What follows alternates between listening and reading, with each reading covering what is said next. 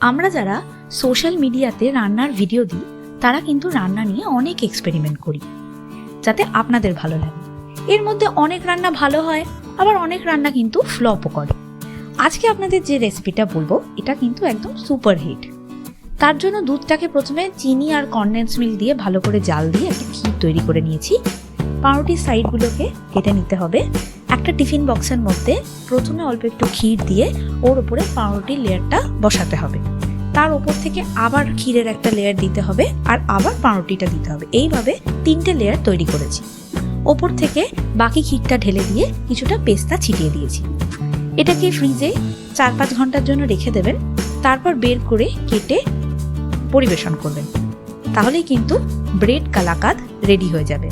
এটা খুব সফট হয় আর খেতে খুব সুন্দর হয় আর ইনস্ট্যান্ট তৈরি হয়। ভিডিও ভালো লাগলে চ্যানেলটা সাবস্ক্রাইব করবেন আর লাইক করবেন। টাটা।